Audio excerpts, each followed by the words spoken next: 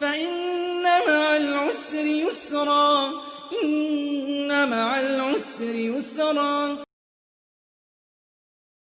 Bismillahirrahmanirrahim. Assalamualaikum warahmatullahi wabarakatuh.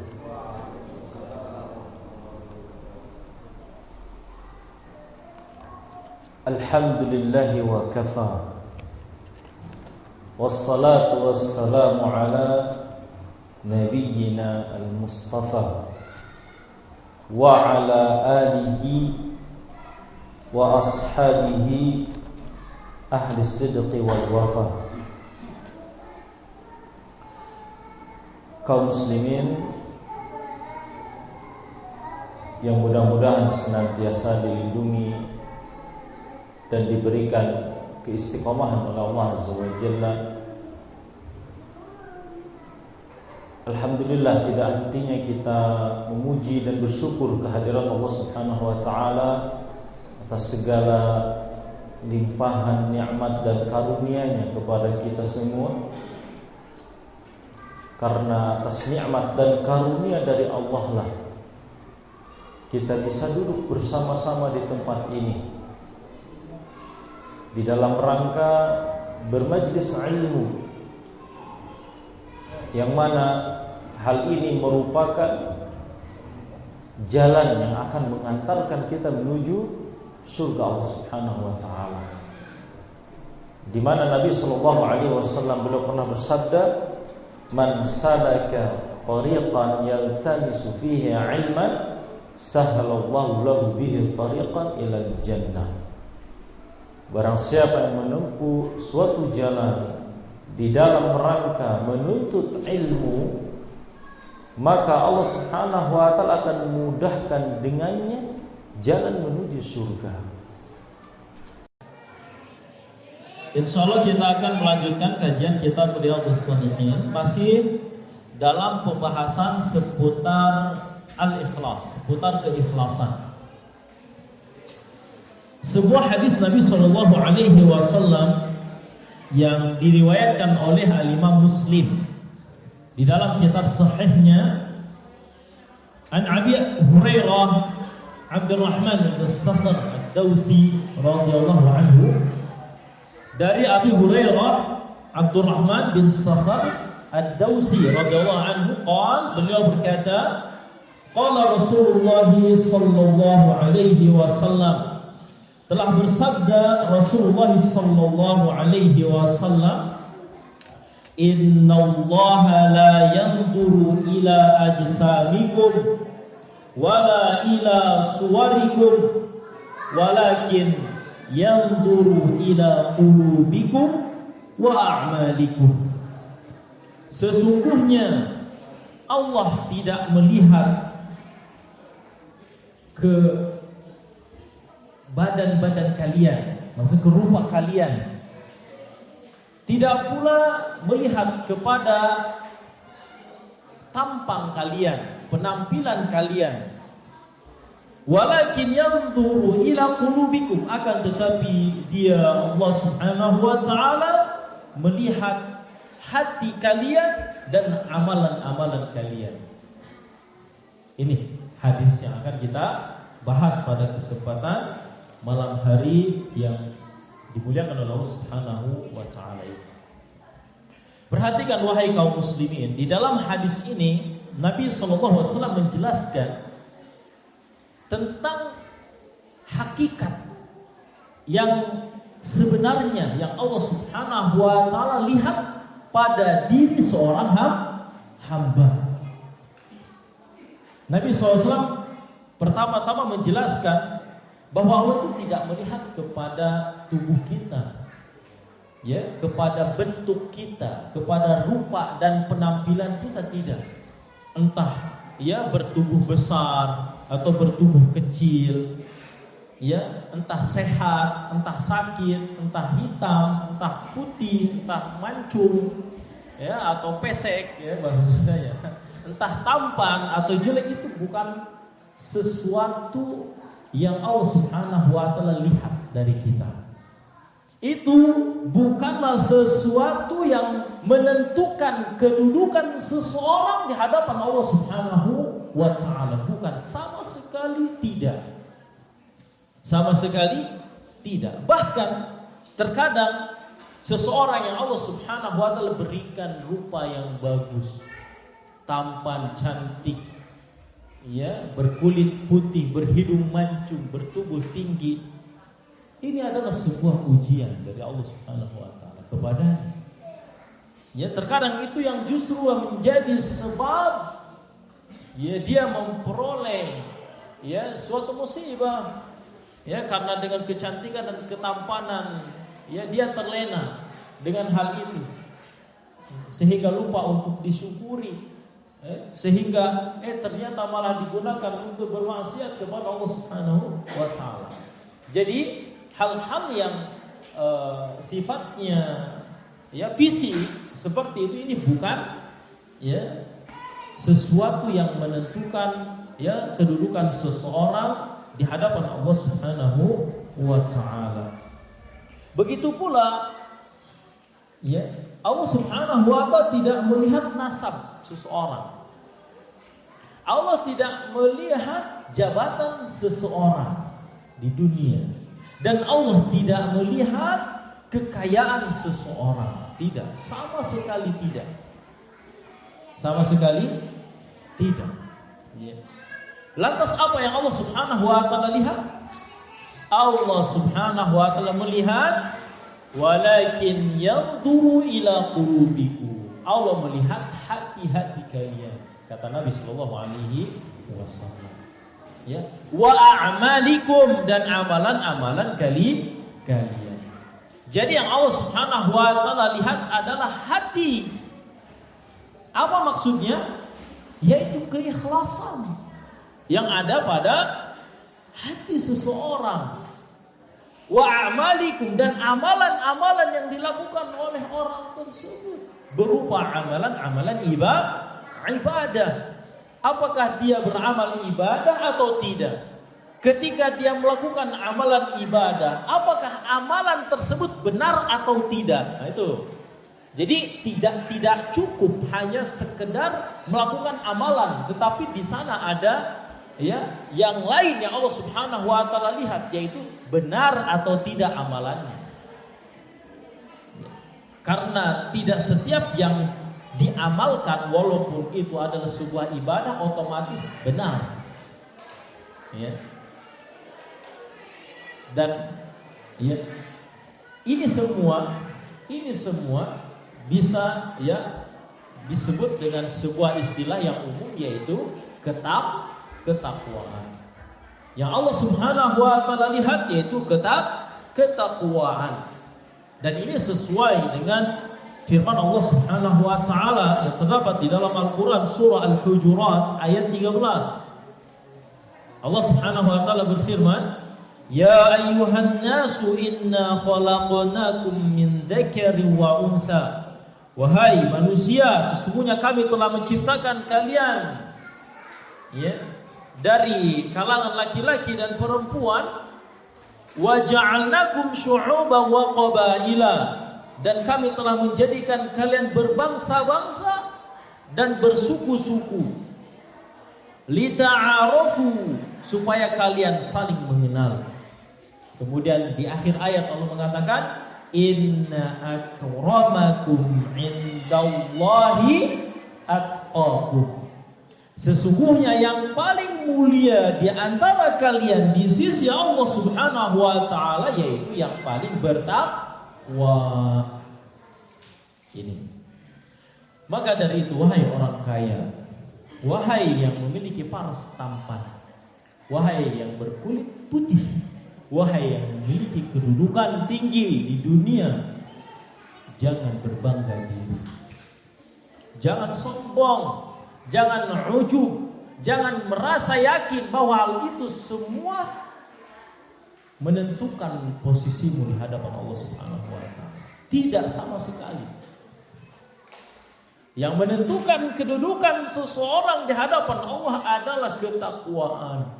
Maka dari itu wahai orang yang belum diberikan kekayaan oleh Allah Subhanahu wa taala, orang yang belum diberikan ketampanan dan kecantikan oleh Allah Subhanahu wa taala, orang yang berkulit hitam seperti saya, ya, orang yang tidak memiliki hidung mancung, ya, dan seterusnya, sesuatu yang dianggap kurang, ya, yang ada pada diri seseorang, jangan bersedih. Jangan merasa putus asa, jangan merasa bahwa kunci surga tidak berhak untuk dimiliki, bahwa surga mustahil untuk kita peroleh. Jangan merasa seperti itu. Semua kita memiliki kesempatan yang sama di hadapan Allah Subhanahu wa taala untuk memperoleh kedudukan yang setinggi-tingginya di hadapan Allah Subhanahu wa taala. Untuk masuk ke dalam surga yang tertinggi hari akhirat kelak, dalam surga Firdaus al-A'la.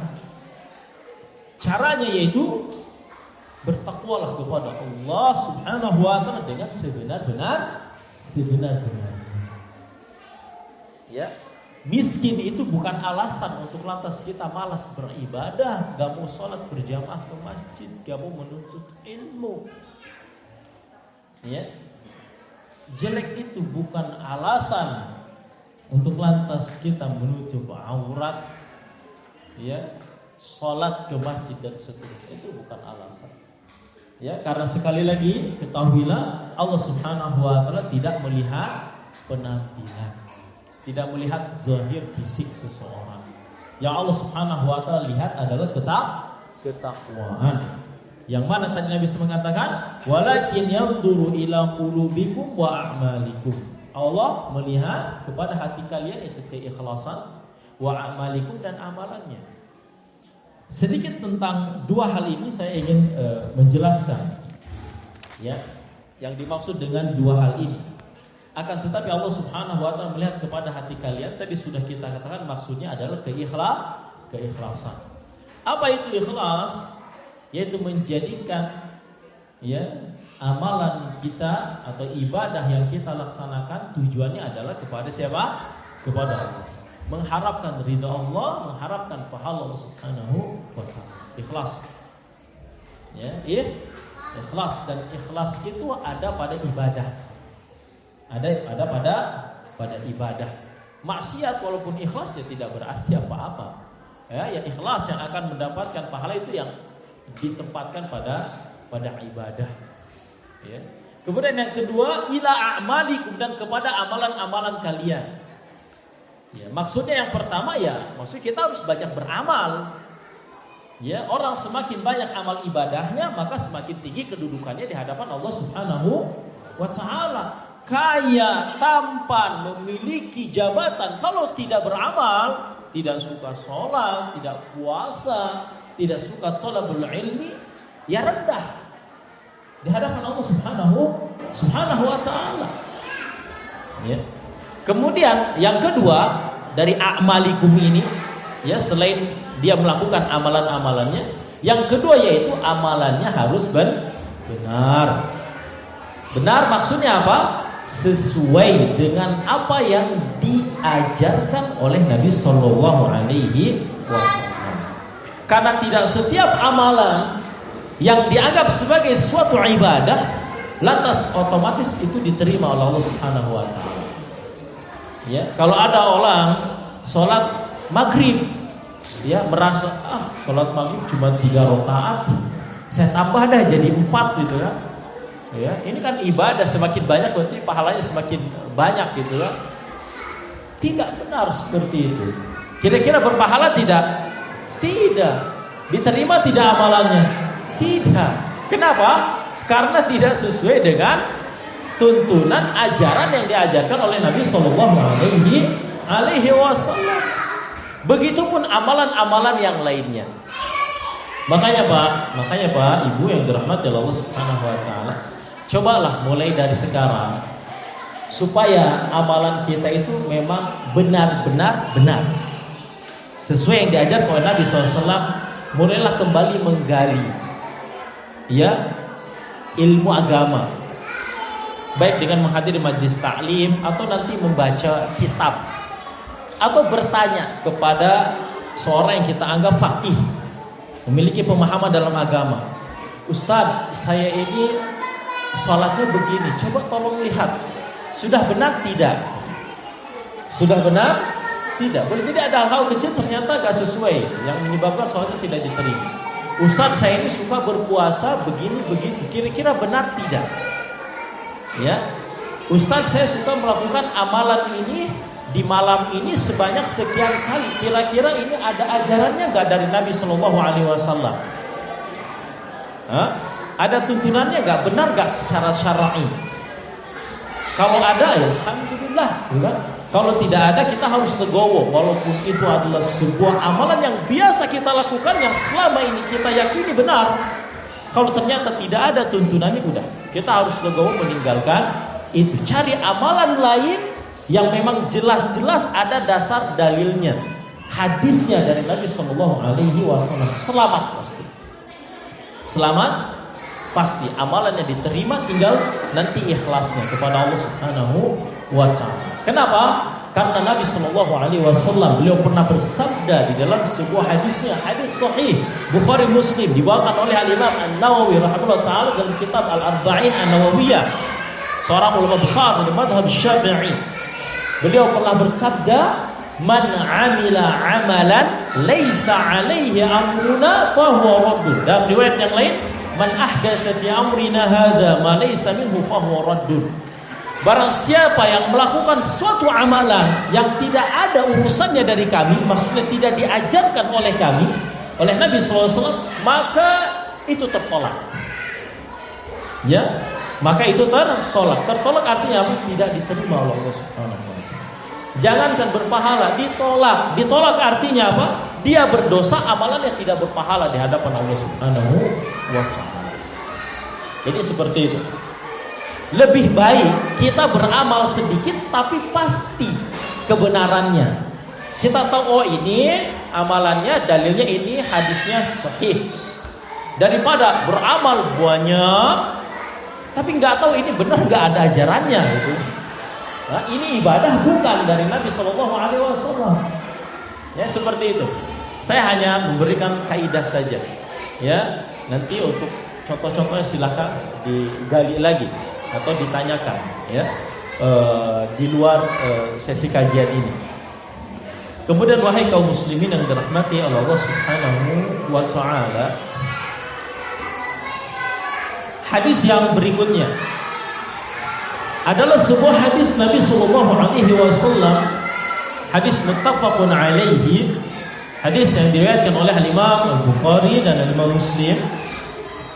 An Abi Musa Abdullah bin Qais Al-Ash'ari radhiyallahu anhu qala, dari Abi Musa Abdullah bin Qais Al-Ash'ari radhiyallahu anhu, beliau berkata, su'ila Rasulullah sallallahu alaihi wasallam, telah ditanya Rasulullah sallallahu alaihi wasallam, anir rajuli yuqatilu syaja'atan, tentang seseorang yang berperang karena keberanian, wa yuqatilu himyatan, dan seseorang yang berperang karena gengsi, wa yuqatilu riya'an, dan tentang seseorang yang berperang dikarenakan ingin dilihat oleh orang lain, ingin dipuji oleh orang lain, riya. Ayu dzalika fi sabilillah, manakah dari hal-hal tadi yang disebut sebagai fi sabilillah, di jalan Allah? Ya, jadi Nabi ditanya nih tentang orang yang berperang. Ya, muqatalah, qital. Qital itu bisa artinya perang di medan perang, pertempuran, atau melakukan suatu perlawanan. Ya. Apakah ini termasuk fisabilillah? Yang mana ini?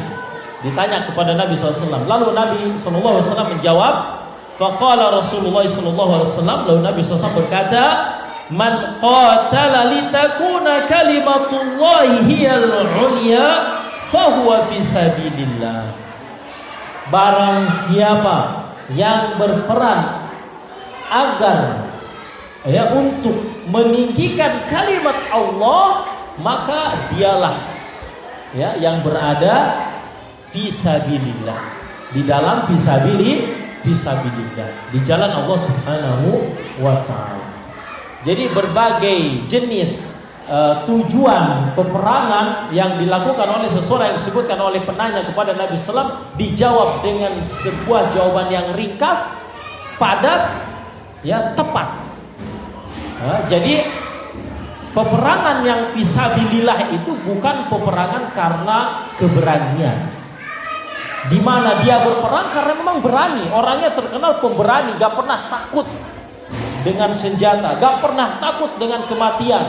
Jadi dia suka kalau ada ribut-ribut, itu suka gitu kan, menawarkan diri karena berani saja, atau karena ingin disebut sebagai jagoan, jagger, pemberani, gitu kan. Kalau pemain dia ada di kampung Cimanggu, oh lagi ada keributan tuh di situ, Daud ikut ke sana, ikut ribut di sana, supaya terkenal saya pemberani, nggak pernah gentar. Bukan seperti itu. Ya, ini bukan fisabilillah.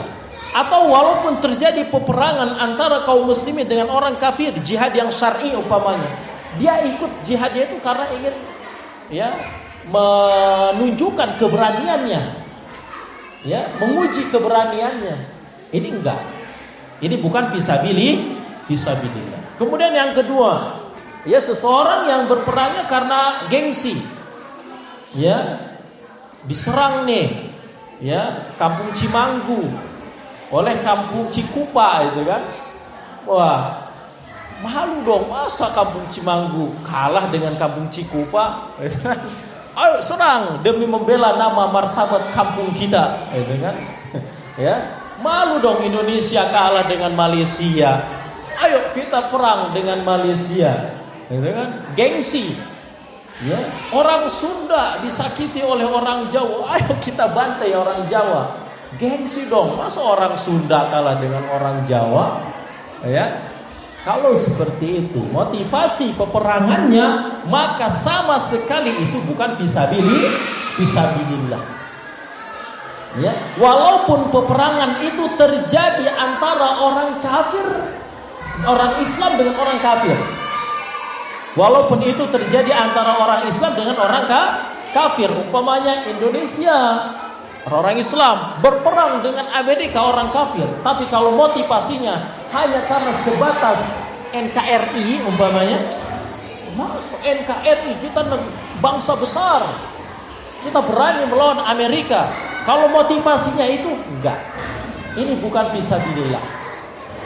Itu hanya sebatas nasionalisme. Makanya harus diluruskan. Niatnya harus diluruskan nih. Kalau ada yang menjadi tentara nih sekarang nih, jadi polisi, kalau dikirim perang atau nanti ada peperangan nih dengan negara tertentu, negara kafir, luruskan niatnya. Jangan sebatas nasionalisme. Jangan sebatas mempertahankan keutuhan NKRI, jangan. Tapi harus diluruskan dengan cara niatnya adalah, oh, Indonesia itu adalah negara yang berpenduduk Islam. Agama Islam di sini mayoritas. Saya berperang melawan Amerika, melawan Belanda, melawan Jepang karena ingin menjaga agama Islam, kalimat Allah di negeri Indonesia. Itu niatnya. Dan inilah yang terdapat pada jiwa-jiwa pahlawan Indonesia ketika itu. Ketika melawan Belanda, melawan Jepang, teriakan takbir, ya, yang mengisyaratkan jihad di jalan Allah Subhanahu wa taala yang membebaskan negeri Indonesia dari penjajahan. Itu benar. Seperti itu. Ya, jangan hanya sebatas nasionalis. Itu kalau terjadi antara kaum muslim dengan kafir. Ya, enggak boleh hanya karena gengsi kesukuan, kebangsaan, daerah dan seterusnya. Lantas bagaimana kalau peperangan itu terjadi antara sama muslim, kampung dengan kampung karena gengsi? Ini lebih-lebih lagi, bukan fisabilillah. Bukan. Saya belum pernah menyinggung, ya, pertemuan yang telah lalu. Ini bukan fisabilillah sama sekali. Ya, yang ada ini adalah apa? Mohon maaf bahasanya. Ini adalah kebodohan. Ya, sama sekali. Jadi nanti kalau ada, ya, keramaian perang antara kampung dengan kampung, jangan pernah mau terprovokasi. harus bisa menahan diri, karena itu hanya sebuah kekonyolan yang mana kedua belah pihak terancam masuk neraka. Kedua belah pihak kalau berperang nih, kaum muslimin hanya sebatas gengsi. Ya, kalau ada sampai yang terbunuh semuanya terancam masuk neraka. Bahkan kalau berada di sebuah negeri Islam yang menerapkan hukum Islam, semuanya bisa dihukum bunuh, kisos. Ya, dalilnya nanti hadis setelah ini, di mana Nabi SAW bersabda, "Idzal taqal muslimani bisayfihima fal qatilu wal maqtul finnar." Apabila ada dua orang muslim saling berjumpa dengan membawa pedangnya masing-masing, maksudnya berkelahi, ribut, dua-duanya di neraka. Yang membunuh dan yang dibunuh, dua-duanya di neraka. Masya Allah. Ya, jadi hati-hati. Kemudian yang ketiga, ya, yaitu orang yang berperang karena ingin dilihat, ingin dipuji, ya, ingin disebut sebagai pahlawan, ya, ingin namanya ditulis di dalam sejarah, umpamanya. Seperti ini pun tidak benar. Itu namanya riya. Jihad adalah amal soleh, jihad adalah ibadah, jihad adalah dirwatu sanamil Islam, puncaknya ajaran Islam. Jadi harus semata-mata mengharapkan Allah Subhanahu wa taala, bukan karena ingin disebut sebagai pemberani, disebut sebagai pahlawan, ya, disebut sebagai orang yang berjasa dan seterusnya. Tetapi harus karena semata-mata ingin meninggikan kalimat Allah Subhanahu wa taala. Kaum muslimin dan muslimat yang dirahmati oleh Allah Subhanahu wa taala. Kemudian di sini ada sebuah permasalahan disebutkan oleh syarih kitab Riyadhus Shalihin ini. Bagaimanakah kalau ada seseorang yang dia memerangi pencuri, maksudnya melawan pencuri.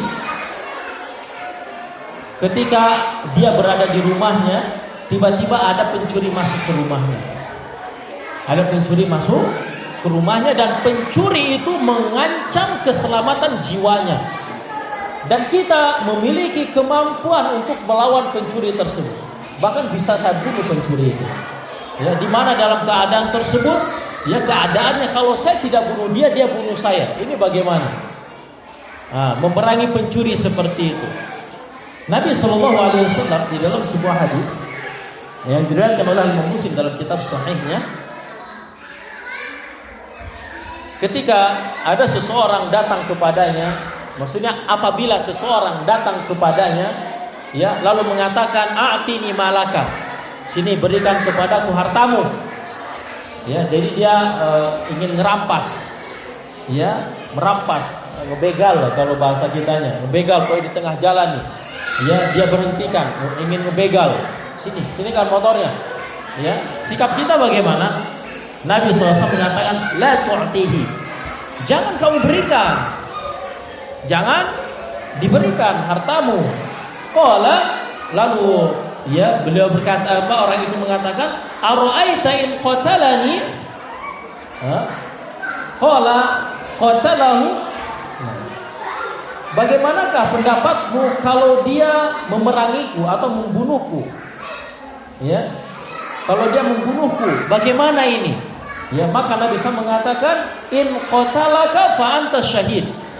Ya, jadi ketika kita mempertahankan harta kita, ya, agar tidak direbut oleh orang lain, karena kita mempertahankan harta tersebut, lalu kita dibunuh oleh pencuri tersebut, maka Nabi SAW mengatakan, apabila kamu dibunuh oleh dia karena kamu melakukan perlawanan, maka kamu adalah syahid.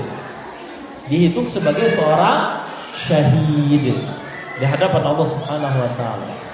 Kemudian orang itu bertanya, qala ara'aita in qataltuhu? Bagaimana kalau aku yang membunuhnya? Kan melakukan perlawanan tuh. Ya, terkadang kita terpaksa harus membunuh pencuri tersebut. Maka, ya, bagaimana ini? Apakah saya berdosa karena telah membunuh dia, si pencuri ini? Qala in qataltahu fahuwa finnar. Apabila engkau membunuhnya, maka dia di neraka. si pencuri tadi di neraka. Tapi di sini kaum muslimin yang dirahmati Allah Subhanahu wa taala, ada hal yang harus dipahami baik-baik supaya jangan salah paham. Ini maksudnya bukan berarti kita ngeroyok pencuri lalu kita bunuh rame-rame. Kalau ada yang nyuri kita bunuh rame-rame. Sama sekali wallahi bukan itu yang ana maksud dan bukan itu yang dimaksud oleh Syekh Al-Utsaimin rahimahullah taala. Ini keadaannya dalam keadaan memang kita terpaksa. Dalam keadaan terpaksa di sini di mana kalau saya tidak membunuh dia, dia membunuh saya. Ya, jadi memang ini adalah sebuah pilihan yang sulit untuk dipilih, ya, kecuali itu yang harus dilakukan. Adapun kalau pencurinya sudah ditangkap, sudah tidak berdaya, kita banyakan, dia sudah ampun-ampunan minta maaf, haram hukumnya untuk dibunuh. Haram hukumnya untuk dibunuh, dikeroyok, apalagi dibakar, dicincang, nggak boleh. Kalau sampai dibunuh, orang yang membunuh ini semuanya terancam masuk ke dalam neraka. Orang yang membunuhnya. Kalau itu berada di sebuah negara yang menerapkan hukum Islam, ini bisa dikisos semuanya, bisa dibunuh. Karena telah membunuh darah seorang muslim. Karena perlu diketahui, hukuman pencuri itu bukan dibunuh. Kalau ada orang yang mencuri ketangkep, itu bukan dibunuh hukumannya, tapi apa? Maksimal dipotong tangan. Dipotong tangan pun bukan dari sini sampai sini, tapi pergelangan saja. Dan itu pun satu-satu dulu, enggak langsung semuanya dipotong.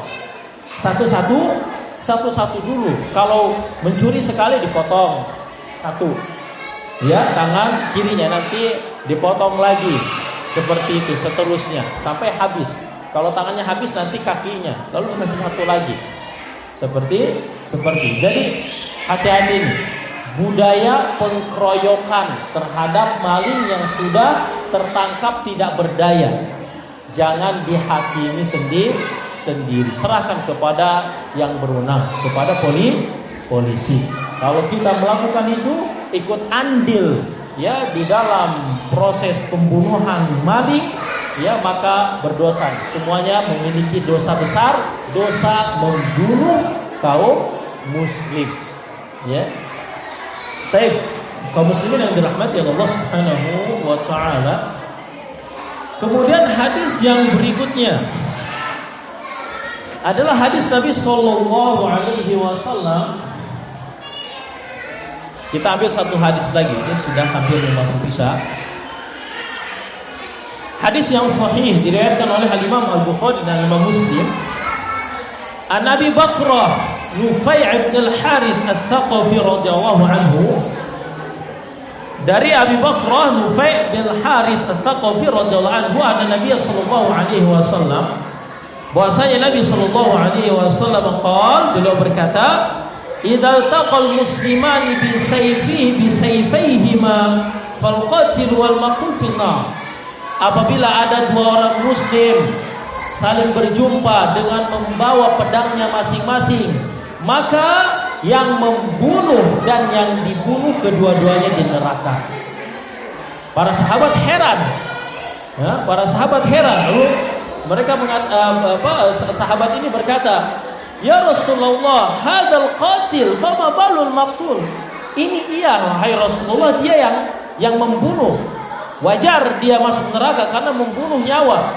Bagaimana yang dibunuh? Dia kan enggak membunuh. Tidak membunuh, kok masuk neraka juga? Ya. Lalu Nabi sallallahu alaihi wasallam mengatakan, innahu kana harisan ala qatli sahibihi. Sesungguhnya dia memiliki keinginan kuat di dalam dirinya untuk membunuh saudaranya. Di sini lihat, ya, walaupun dia tidak membunuh, tapi dengan sebatas dia memiliki niat, keinginan untuk membunuh saudaranya, walaupun dia belum mampu untuk membunuhnya, tetap dihitung sebagai dosa. Tetap dihitung seakan-akan dia membunuh. Ya. Jadi, ya, di dalam perkelahian, di dalam keributan, perselisihan yang berujung terhadap perkelahian yang menyebabkan kematian, kedua-duanya memiliki konsekuensi hukuman yang sama di hadapan Allah Subhanahu wa taala, yaitu berdosa dengan dosa besar dan terancam dengan neraka di hadapan Allah Subhanahu wa taala. Maka dari itu hendaknya sebisa mungkin kita pandai meredam diri, pandai menahan emosi. Betapapun orang menzalimi kita, betapapun orang yang menyakiti kita, jangan sampai tangan kita hunuskan kepada saudara kita sehingga menumpahkan darah yang menghilangkan nyawa saudara kita sesama muslim. Jangan. Kemudian pelajaran yang kedua, pelajarannya yaitu bahwasanya tatkala seseorang berniat melakukan suatu keburukan, lalu dia tidak melakukan keburukan tersebut dikarenakan tidak mampu atau belum mampu, ini tetap dihitung sebagai sebuah dosa.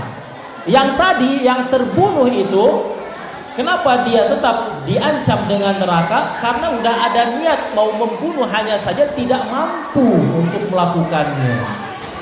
Ya, jadi kalau ada orang nih sekarang di dalam hatinya menggebu-gebu ingin berzina, ingin meminum khamar, ya, ingin melakukan perbuatan haram yang lainnya, hanya saja belum punya duitnya kepake kepada yang lain, dan dia belum bisa melakukan dosa tersebut, tetap dihitung sebagai sebuah dosa. Makanya hati-hati, jangan sampai ada di dalam diri kita niat buruk, niat ingin melakukan maksiat, niat ingin melakukan dosa. Tetapi ya, kalau alasan dia tidak melakukan maksiat dan dosa itu adalah murni karena rasa takutnya kepada Allah Subhanahu wa taala, ya, dia tersadar diri bahwa ini dosa tidak pantas untuk dia lakukan, dia malu kepada Allah Subhanahu wa taala, takut akan azab dan hukuman Allah Subhanahu wa taala, lalu dia batalkan niat buruknya, dia batalkan maksiat yang akan dilakukannya, ini akan berubah. Yang tadinya harusnya dihitung sebagai dosa akan berubah menjadi sebuah pahala kebaikan.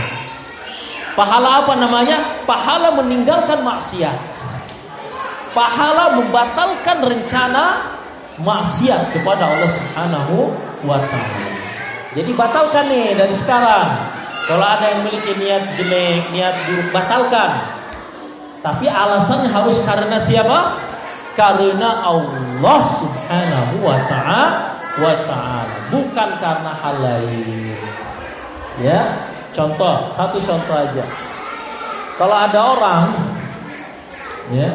orang terbiasa mengkonsumsi obat-obatan terlarang, narkoba, nafzat dan seterusnya. Lalu sekarang sudah tidak mengkonsumsi itu lagi. Ya. Kalau alasannya karena takut kepada Allah bahwa itu perbuatan dosa, ya, lalu dia tinggalkan, maka ini akan dihitung sebagai pahala. Tapi kalau alasannya karena sudah tidak punya duit lagi, tidak mampu untuk melakukan itu, maka ini tidak dihitung sebagai sebuah pahala. Tidak. Ya, tetap akan dihitung sebagai sebuah dosa di hadapan Allah Subhanahu wa taala. Wallahu taala. Iya. Terima kasih ya. Wallahu taala alam bisawab. Mungkin itu yang dapat kita sampaikan pada kesempatan malam hari ini. Sebelum ditutup, sebelum kita nanti ke sesi tanya jawab, kita kumandangkan azan dulu. Nanti bolehlah sesi tanya jawab 1-2 pertanyaan. Ya. Tafadhol.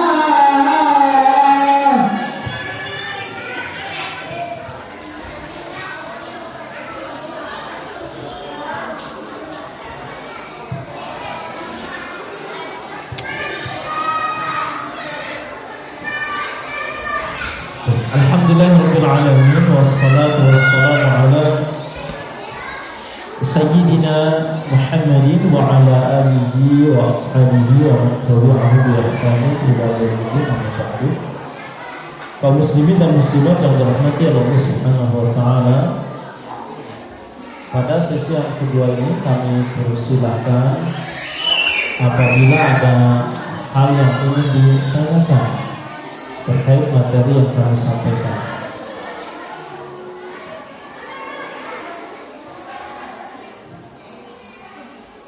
Kalau nggak ada nggak apa-apa.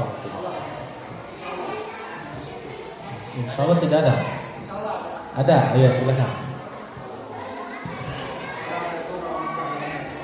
Assalamualaikum.